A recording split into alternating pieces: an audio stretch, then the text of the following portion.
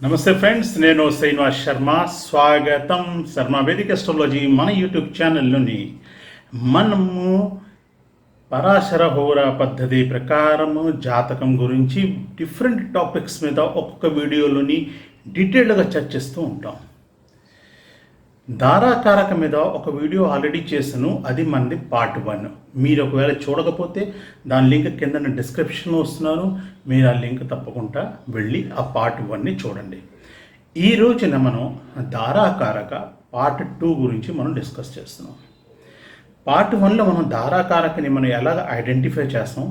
ఈ ధారాకారక అనేది ఏంటంటే జెమినీ సూత్రం మీద ఆధారపడి ఉంది. జెమినీ ఎవరంటే అతను వేదవ్యాసుడు దగ్గర జాతకం నేర్చుకున్నాడు. వేదవ్యాసుడు అతను ఎవరంటే పరాశరుల తాలూకా కొడుకు అనమాట.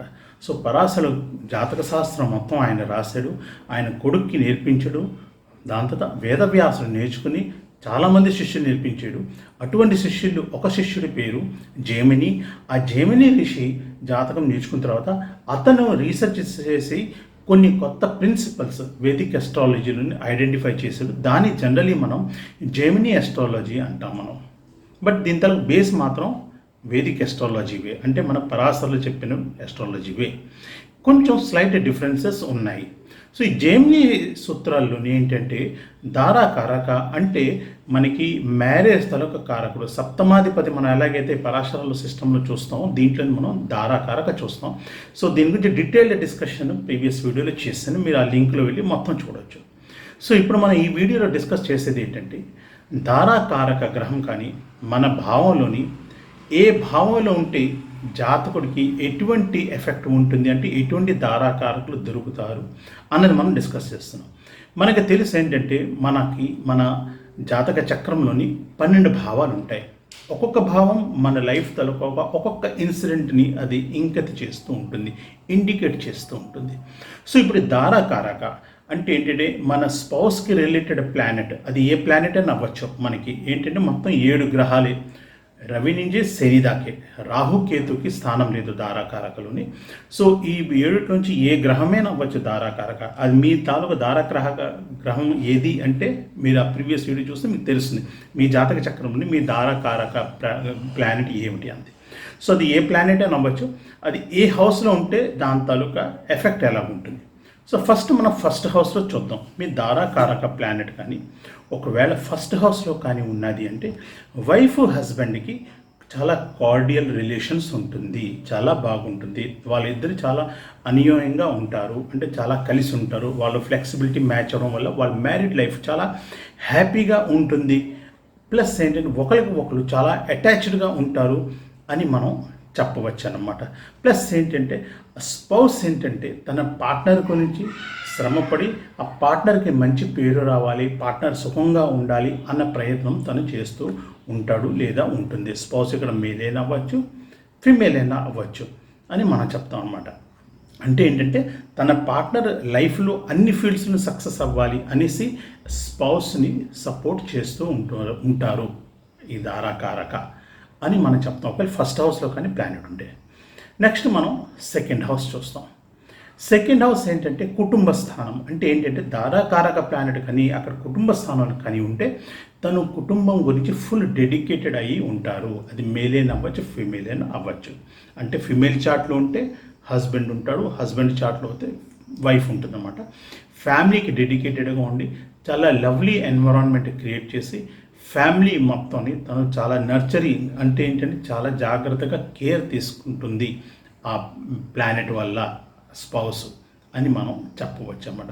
ప్లస్ ఏంటి అంటేనేమని ఫ్యామిలీ మ్యాటర్స్లో కూడా తను చాలా బాగా ఆర్గనైజ్ చేసి హస్బెండ్ అవుతే వైఫ్కి, వైఫ్ అవుతే హస్బెండ్కి ఫ్యామిలీ తాలూకా ఫైనాన్షియల్ గోల్స్ని అచీవ్ చేయడానికి సహకరిస్తారు అని మనం చెప్పవచ్చు. ప్లస్ ఈ ధారాకారక గ్రహం కానీ సెకండ్ హౌస్లో ఉంటే స్పౌస్ బ్యాంక్స్లో జాబ్ చేసేవాళ్ళు, లేదంటే ఫైనాన్స్ రిలేటెడ్ జాబ్స్ కానీ బిజినెస్ కానీ చేసేవాళ్ళు. ఫర్ ఎగ్జాంపుల్ చార్టెడ్ అకౌంటెంట్స్ కానీ, ట్యాక్స్ కన్సల్టెంట్స్ కానీ, ఐసీడబ్ల్యూ చేసిన కాస్ట్ అకౌంటెంట్స్ కానీ, ఇటువంటి వాళ్ళు. లేదు అంటే ఇంకేనా ఇప్పుడు హోమ్ లోన్స్ గట్టా ఎటువంటిదైనా ఫైనాన్షియల్ వాటిలోని పని చేసే ఛాన్సెస్ ఎక్కువగా ఉన్నాయి అని మనం చెప్పవచ్చు. ప్లస్ ఏంటంటే అది ద్వితీయ స్థానం ఏంటంటే స్పీచ్ది కాబట్టి ధారాకారకులు స్పీచ్ వల్ల కూడా అంటే ఏంటంటే ఇప్పుడు మోటివేషనల్ స్పీకర్స్ గట్టా ఇలా కూడా అవడానికి ఛాన్సెస్ ఉంటుంది. ప్లస్ మ్యారేజ్ లైఫ్ మాత్రం చాలా సాటిస్ఫాక్టరీగా ఉంటుంది అని మనం చెప్పవచ్చు. అదే కానీ ధారాకారక ప్లానెట్ కానీ థర్డ్ హౌస్లో వెళ్ళింది అనుకోండి, third house is a house of courage and house of communication అంటారు. అంటే ఏంటంటే ఇక్కడ ధారాకారక ప్లానెట్ వల్ల ఇక్కడ స్పౌస్ ఏంటంటే కమ్యూనికేషన్ రిలేటెడ్ ఇండస్ట్రీస్లో జాబ్ చేయడానికి ఛాన్సెస్ ఉన్నాయి. ఫర్ ఎగ్జాంపుల్ ఇన్ఫర్మేషన్ టెక్నాలజీలోని, ఐటీ టెక్నాలజీలో, కమ్యూనికేషన్స్లోని పనులు చేయడానికి, లేదంటే మీడియాలోని, జర్నలిజంలోని, పబ్లిక్ కమ్యూనికేషన్ అని అవ్వచ్చు అనమాట. అటువంటి వాటిలోని జాబ్స్ చేయడానికి ఛాన్సెస్ ఉంది అని మనం చెప్పవచ్చు. అదే కానీ మనకి ధారాకారక ప్లానెట్ కానీ సపోజ్ ఫోర్త్ హౌస్లో ఉన్నది అనుకోండి. ఫోర్త్ హౌస్ అంటే ఏంటి? ఫోర్త్ హౌస్ అయితే దాని మాతృస్థానం అంటాం, సుఖస్థానం కూడా అంటాం. ప్లస్ ప్రాపర్టీస్, వెహికల్స్ ఇవన్నీ మనం అక్కడి నుంచి చూస్తాం. అంటే దీన్ని బట్టి ఏంటంటే ధారాకారక కానీ ఫోర్త్ ప్లానెట్లో ఉంటే జాతకుడికి మ్యారేజ్ అయిపోయిన తర్వాత ఇటువంటి సుఖాలు ఎక్కువ దొరుకుతాయి. తన లైఫ్లో ఏంటంటే తన ప్రాపర్టీస్ కొనుక్కోవడం అవుతుంది, దాంతో ఏమని తనకి కంఫర్టబుల్ ఫ్యామిలీ లైఫ్ ఉంటుంది. దాంతో ఏంటంటే వాళ్ళు వెహికల్స్ గట్టా ఇలాంటివి కొనుక్కుంటారు, 2 వీలర్స్ కానీ 4 వీలర్స్ కానీ అని మనం చెప్పవచ్చు. అక్కడ ఏంటంటే స్పౌస్ తాలూకా ఎఫెక్ట్ వల్లే జాతకుడికి ఇటువంటి బెనిఫిట్స్ వస్తాయి అని మనం చెప్పవచ్చు. అదే కానీ ధారాకారక ప్లానెట్ కానీ ఫిఫ్త్ హౌస్లో వెళ్ళింది అనుకోండి. ఫిఫ్త్ హౌస్ ఏంటింది? ఇక్కడ కోణస్థానం అంటారు. ఎందుకంటే ఫస్ట్, ఫిఫ్త్, 9th ఈ 3 స్థానాలు కోణస్థానాలు.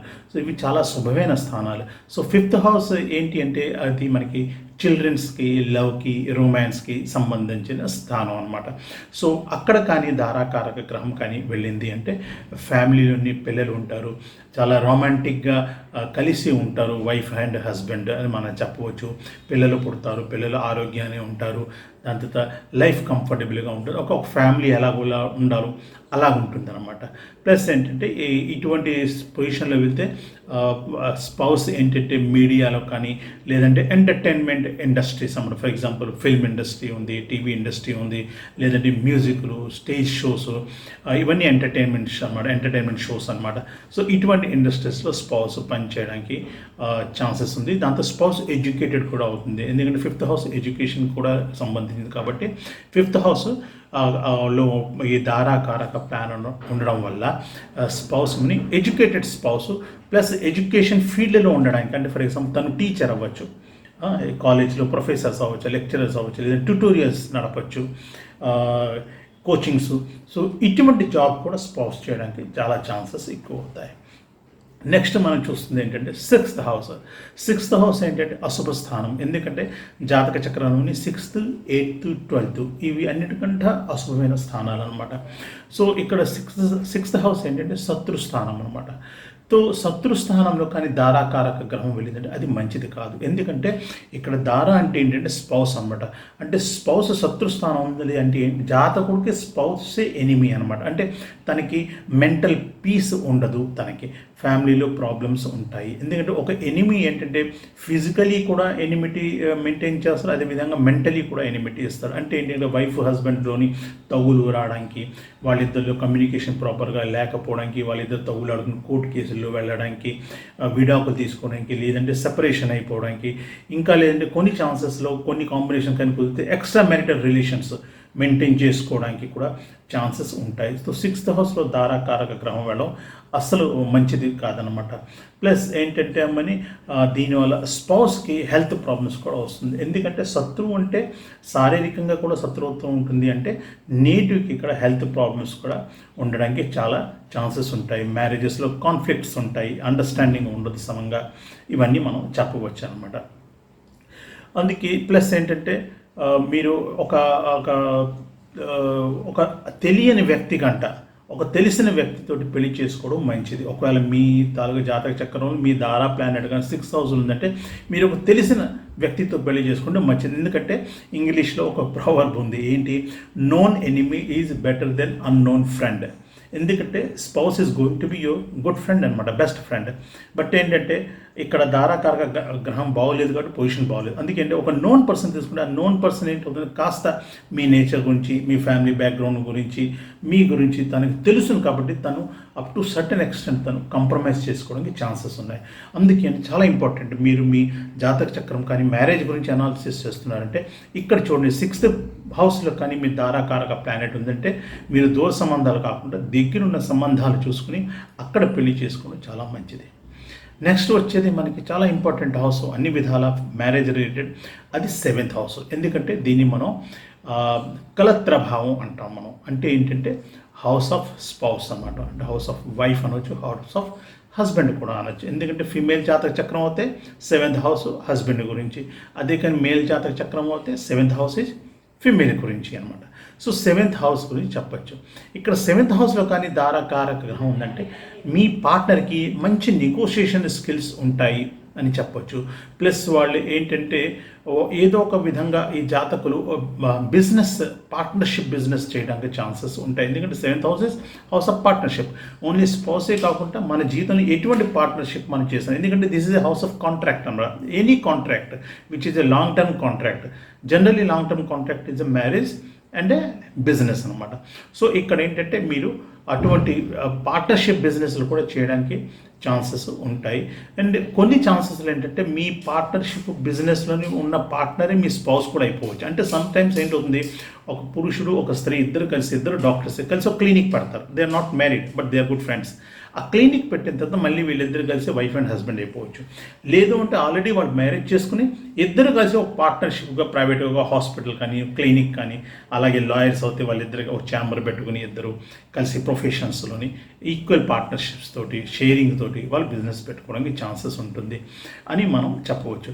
ఇది ఏంటంటే మ్యారేజ్ ద్వారా మనం మ్యారేజ్ యాంగిల్స్ చూసామంటే ధారాకారక గ్రహం కానీ 1st హౌస్ లేదంటే 7th హౌస్లో ఉన్న అది చాలా మంచిది. ఎందుకంటే ఈ 7th హౌస్లో ఉండడం వల్ల ఏంటంటే వైఫ్కి హస్బెండ్కి లగ్నంకి ఎదురుకంటూ ఉంటుంది, ఇద్దరికి మ్యాచింగ్ ఉంటుంది కాబట్టి మంచి రిలేషన్షిప్ ఉండడం వల్ల married life long term relationships ఉంటాయి, కంఫర్టబుల్గా వెళుతుంది అని మనం చెప్పవచ్చు అనమాట.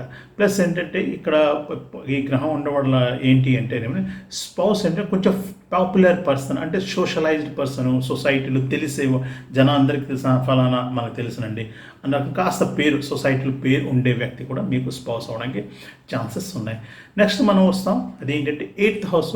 8th హౌస్ మీకు చెప్పే నేను 6th, 8th, 12th మంచిది కాదు. 8th హౌస్ జనరలీ మనకి ఆయుష్కి సంబంధించింది. దీన్ని ఈ మూడుని మనం త్రిక స్థానం కూడా అంటాం. 6th, 8th, 12th అని త్రిక స్థానం అంటాం.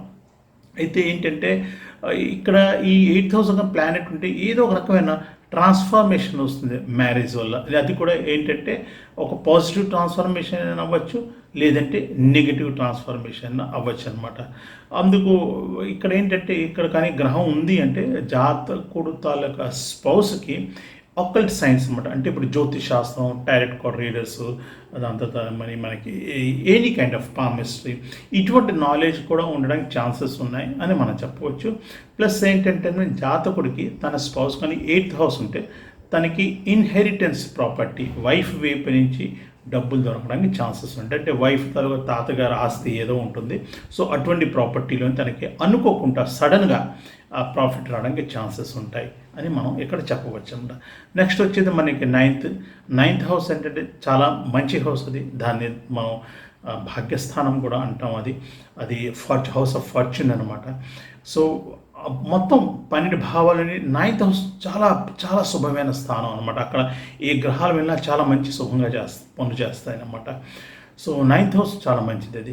సో ఒకవేళ 9th హౌస్లో కానీ వెళ్తే మాత్రం స్పౌస్ ఏంటంటే కొంచెం రిలీజియస్ ఇన్క్లినేషన్ ఉంటుంది. అంటే తను ధర్మబద్ధంగా ఆలోచించడం, గుళ్ళకి వెళ్ళడం, నోములు చేయడం, వ్రతాలు చేయడం, అభిషేకాలు చేయడం, తీర్థయాత్రలు చేయడం, ఇటువంటి గుణాలు ఉంటాయి spouse maybe husband or wife ఎవరైనా అవ్వచ్చు అనమాట. ప్లస్ ఏంటంటే హైలీ ఎడ్యుకేటెడ్ అవుతారు స్పౌస్ అనమాట. ఎందుకంటే ఇది హైయర్ ఎడ్యుకేషన్కి, for example PhD and research, అటువంటి ఎడ్యుకేషన్కి మనం భావాలు చూస్తే మాత్రం ఇక్కడ ఇదే. అయితే గ్రహం కానీ చూస్తే రాహు అనమాట, రాహు అండ్ గురువు అనమాట. రీసెర్చ్కి సంబంధించింది రాహు, దాంతో హైయర్ ఎడ్యుకేషన్ పిహెచ్డి లాంటి డిగ్రీస్కి సంబంధించింది గురువు అనమాట. భావాలు కానీ చూస్తే మనం 9వ భావం అనమాట, హైయర్ ఎడ్యుకేషన్కి చూస్తాం. ప్లస్ ఏంటంటే టూర్స్ ట్రావెల్స్ రిలేటెడ్ అనమాట. అంటే ఇక్కడ స్పౌస్ వల్ల ఏంటంటే నేటివ్ స్పౌస్ కలిసి టూర్స్ అండ్ ట్రావెల్స్ చాలా చేస్తారు, ధర్మకి సంబంధించిన పనులు చేస్తారు, గుళ్ళు కట్టించడాలు కానీ, పెద్ద పెద్ద పూజలు చేయడాలు కానీ, లేదంటే వేరే వాళ్ళకి మంచి కార్యక్రమాలను పెళ్ళిళ్ళని వాటిని సపోర్ట్ చేయడం కానీ, శుభకార్యాల్లోని ఇటువంటివన్నీ మనకి ఇక్కడ కనిపిస్తాయి అన్నమాట. ప్లస్ ఏంటంటే ఇక్కడ ఈ 9వ భావంలోని కానీ దారా ప్లానెట్ ఉందంటే మ్యారేజ్ తర్వాత జాతకుడు తల భాగ్యం చాలా బాగా గ్రోత్ అవుతుంది, వికసిస్తుంది అన్నట్లా మనం ఇక్కడ చెప్పవచ్చు. ఇది చాలా మంచి పొజిషన్ చెప్పాలి అంటే 7th కంటే మంచి పొజిషన్ దారా కారక గ్రహం కానీ 9th పొజిషన్లో ఉంది అంటే మనం చెప్పవచ్చు అనమాట. ప్లస్ ఏంటంటే ఇక్కడ ఇంకో విషయం మాత్రం ఏంటంటే spouse maybe from different culture అనమాట. అంటే మీ సేమ్ కల్చర్లోంచి రాకపోవచ్చు. అంటే ఏంటో సపోజ్ మీరు ఆంధ్రాలో పుట్టారు, ఆంధ్రాలో పెరిగారు, మీరు ఒక అస్సాంలో పుట్టిన అమ్మాయిని, మన తెలుగు వాళ్ళు సేమ్ కాస్ట్ అవ్వచ్చు, సేమ్ రిలీజన్ అవ్వచ్చు, కానీ చాలా దూరంగా ఉండే అమ్మాయిని మీరు పెళ్లి చేసుకుంటారు. ఆ అమ్మాయి పుట్టుక దగ్గర నుంచి ఆ ఊరిలో ఉంది, ఆ ప్రదేశం ఉంది, సో తన కల్చర్ డిఫరెంట్ అయిపోతుంది. ఎందుకంటే మనం ఏ స్టేట్లో ఉంటామో, ఎటువంటి లాంగ్వేజెస్ మాట్లాడతాం, ఎటువంటి పరివేశాల్లో ఉంటాం, మనలో మార్పులు వస్తాయంట. అందులో అది ఎంత డిస్టెన్స్ అయిపోతే అంత తేడా వస్తుంది. సో అటువంటి డిస్టెన్స్ వల్ల కల్చరల్ డిఫరెన్సెస్ ఉండడానికి కూడా ఛాన్స్ ఉంటాయి. లేదా ఒకవేళ మన 5th హౌస్ ఆఫ్ లవ్ అనమాట, లవ్ అండ్ రొమాన్స్, అది కూడా స్ట్రాంగ్గా ఉండి ఆ 5th హౌస్ అధిపతి కూడా కాస్త అంటే కాంబినేషన్స్ కానీ క్రియేట్ చేస్తే లవ్ మ్యారేజ్ అయినా జరగవచ్చు. లవ్ మ్యారేజ్లో కూడా మంచి వాళ్ళు అందరూ లవ్లు చేస్తారు, దాంట్లో ఇదేం లేదు. సో ఆ లవ్ చేసిన వ్యక్తి కూడా ధర్మబద్ధంగా నడిచేవాళ్ళు, శుభకార్యాలు చేసేవాళ్ళు, ధర్మ కార్యక్రమాలు చేసేవాళ్ళు అవ్వచ్చు. సో అదైనా ఛాన్సెస్ మనకు ఉంటుంది. నెక్స్ట్ మనం చూసే దారాకారక is in 10th house. 10th house మనం కర్మస్థానం అంటాం. అంటే ఏంటంటే జాతకుడు తలకు కర్మ ఎలాగుంటుంది, ఎటువంటి పనులు చేస్తారు మనం చూడడానికి మనం ఇక్కడ 10th స్థానం చూస్తాం. దీన్ని బట్టి ఏంటంటే స్పౌస్ ఏంటంటే క్యారియర్ ఓరియంటెడ్, అంటే లైఫ్లోని నాకు కెరియర్ డెవలప్ చేసుకోవాలి, లైఫ్లో గోల్ ఉంటుంది, ఆ గోల్కి నేను అచీవ్ అవ్వాలి అనేసి అటువంటి వ్యక్తి దొరకడానికి ఛాన్సెస్ ఎక్కువ. ప్లస్ కొంచెం వర్క్ ఆల్కహాలిక్ కూడా అవడానికి ఛాన్సెస్ ఉంది అనమాట స్పౌస్ అనమాట. ఎందుకంటే 10th హౌస్లో మనకి దారాకారక ప్లాన్ ఉంటుంది కాబట్టి. అంటే ఫర్ ఎగ్జాంపుల్ హస్బెండ్ వైఫ్లో సపోజ్ ఫిమేల్ తలకు చార్ట్లో కానీ దారాకారక 10th హౌస్లో ఉంటే ఆ వ్యక్తి తన హస్బెండ్ అంటే చాలా టైం ఆఫీస్లో స్పెండ్ చేసేవాడు, ఆఫీస్ పనులు ఇంటికి వస్తున్నప్పుడు కూడా ఫైల్స్ మోసుకొని వచ్చి కాఫీ పని చేయాలి, టీ పని చేయాలి, రాత్రి 11 దాకా పని చేయడం, తెల్లవారు 6 గంటలు కార్ తీసుకొని ఆఫీస్కి వెళ్ళిపోవడం, బయలుదేరిపోవడం, టూర్ వెళ్తూ ఉండడం, వర్క్ ఆల్కహాలిక్ ఇలాంటి పర్సన్ దొరకడానికి కూడా ఛాన్సెస్ ఉన్నాయి. బట్ ఏంటంటే మీ మ్యారేజ్ అయిపోవడం వల్ల అక్కడ వాళ్ళ లైఫ్ పార్ట్నర్ వల్ల ఆ నేటివ్కి చాలా తొందరగా ప్రమోషన్స్ గట్టా వస్తాయి అని కూడా మనం చెప్పవచ్చు. నెక్స్ట్ మనం వస్తుంది 11th house. 11th house is not a very good house. దీని హౌస్ ఆఫ్ గ్రోత్ అంటాం మనం, కానీ ఏంటంటే ఇది 5th 9th లాంటిది కాదు, 5th 9th 10th లాంటిది కాదు. ఎందుకంటే 6th 8th దాని తర్వాత మనకి 12వ భావం తర్వాత మళ్ళీ 3rd 11th కూడా మంచిది కాదు అని మనం చెప్తాం అనమాట. సో అందుకండి ఇది 11th హౌస్. 11th హౌస్ అయినా మ్యారిటల్ గురించి చాలా మంచిది, ఎందుకంటే ఇది హౌస్ ఆఫ్ గ్రోత్ కాబట్టి అక్కడ కానీ దారాకారక వెళ్ళేడు అంటే మ్యారేజ్ వల్ల నేటివ్కి వెల్త్ పెరుగుతుంది, అంటే తన జాతకంలో మార్పులు వస్తాయి. తన దారాకారక ఈ గ్రహం కానీ 11th హౌస్లో ఉంటే తనకి మ్యారేజ్ వల్ల ఎక్కువ ఫార్చ్యూన్ వస్తుంది, మ్యారేజ్ తర్వాత పీరియడ్ చాలా బాగుంటుంది అని మనం ఈజీగా చెప్పవచ్చు. ప్లస్ ఏంటంటే స్పౌస్ ఏంటంటే షేర్ మార్కెట్లోని స్టాక్స్లోని ఇన్వెస్ట్మెంట్ చేసి చాలా డబ్బు సంపాదిస్తాడు అని కూడా మనం చెప్పవచ్చు అనమాట. ప్లస్ అదేవిధంగా స్పౌస్ ఏంటంటే డబ్బున్న స్పౌస్, అంటే ఇప్పుడు సపోజ్ మేల్ జాతకంలో 11th హౌస్లో కానీ దారాకారక ప్యాన్ ఉంటుంటే తన అత్తవారు వంక వాళ్ళందరూ డబ్బున్న వాళ్ళు అవుతారు, తనకి వైఫ్ వైపు నుంచి డబ్బు కూడా చాలా వస్తుంది అని చెప్పవచ్చు మనం. అంటే తనగా అటువంటి ఇది దొరుకుతుంది అని చెప్పవచ్చు అనమాట. ప్లస్ ఏంటంటే స్పౌస్ కూడా నేటివిటీ, అంటే జాతకుడితో చాలా ఫ్రెండ్లీగా తను ఉంటుంది, లైఫ్లోని తనకి ఎప్పుడు సపోర్టివ్గా ఉంటుంది అని మనం చెప్పవచ్చు. సో ఈ విధంగా మనం అన్నీ కంప్లీట్ చేస్తూ మన లాస్ట్ భావం మనం 12th హౌస్ గురించి వచ్చాము. 12th హౌస్ ఏంటంటే దూర ప్రదేశాన్ని ఇండికేట్ చేస్తుంది అనమాట 12th హౌస్. అంటే ఇక్కడ కూడా ఏంటంటే your spouse will be from far away, అంటే దగ్గరున్న చుట్టాలని చుట్టుపక్కల ఊరిలోంచి పెళ్ళి అవ్వడానికి ఛాన్సెస్ లేవు. చాలా దూరపు సంబంధం వస్తుంది మీకు. ఫర్ ఎగ్జాంపుల్ మీరు విజయవాడలో ఉన్నారు, మీకు కాశ్మీర్ నుంచి సంబంధం రావచ్చు. లేదంటే మీరు విజయవాడలో ఉన్నారంటే మీకు సంబంధం ఎక్కడ వచ్చింది, కేరళ నుంచి వస్తుంది. అంటే డిస్టెన్స్ మెయింటైన్ అవుతుంది. అదే కల్చరల్ కూడా డిఫరెన్సెస్ వచ్చి ఏదో కారణాల వల్ల. సో అటువంటి స్పౌస్ వస్తుంది. ఇంకా కొన్ని ఛాన్సెస్ అయితే ఈవెన్ ఫారెన్ మ్యారేజెస్ కూడా అవుతాయి. అంటే ఫర్ ఎగ్జాంపుల్ అమ్మాయి ఇక్కడ పనిచేస్తున్నది, అబ్బాయి యూఎస్లో పనిచేస్తుంది, యూఎస్ సంబంధం వస్తుంది. అమ్మాయి మ్యారేజ్ చేసుకుని యూఎస్ వెళ్ళిపోతుంది అనమాట. వాళ్ళు అక్కడ 3-4 జనరేషన్స్ పెట్టి యూఎస్లో ఉండొచ్చు కూడా. అంటే కల్చరల్ డిఫరెన్స్ కూడా అయిపోయింది, ఫార్ అవే కాకుండా. సో ఇటువంటి ఇండికేషన్ కూడా వస్తుంది. సో ఇన్ బ్రీఫ్ మనం చాలా తొందరగా, ఎందుకంటే పండిన భావాల గురించి మాట్లాడాలి చాలా కష్టం కాబట్టి నాకు టైం కుదిరితే డీటెయిల్డ్గా ఒక్కొక్క ప్లానెట్ మళ్ళీ ఒక్కొక్క భావం గురించి డిస్కస్ చేస్తాను నేను. బట్ ఈ వీడియోలో షార్ట్ కట్లో మనం పండిన భావాల గురించి మనం చూస్తాం. మీ ధారాకారక ఏమిటి, ఏ హౌస్లో ఉన్నాడు, ఎటువంటి ఇన్ఫ్లుయెన్స్ ఉంది, నేను చెప్పింది ఎంత దాకా మీకు కరెక్ట్ అనిపిస్తున్నది లేదా వేరియేషన్ అనిపిస్తున్నది, కింద డిస్క్రిప్షన్ మీరు లింక్ షేర్ చేయండి. ఇంత పెద్ద వీడియో మొత్తం చూసినందుకు చాలా చాలా ధన్యవాదాలు. నా వీడియో ఛానల్ తప్పకుండా సబ్స్క్రైబ్ చేయండి, ఫ్రెండ్స్తో పాటు షేర్ చేయండి. పెయిడ్ కన్సల్టెన్సీకి డిస్క్రిప్షన్లో డీటెయిల్స్ ఇచ్చి నన్ను కాంటాక్ట్ చేయొచ్చు. మళ్ళీ నెక్స్ట్ వీడియోలో నెక్స్ట్ టాపిక్స్తో మళ్ళీ కలుస్తాను. అప్పటిదాకా సెలవేయండి. నమస్కారం.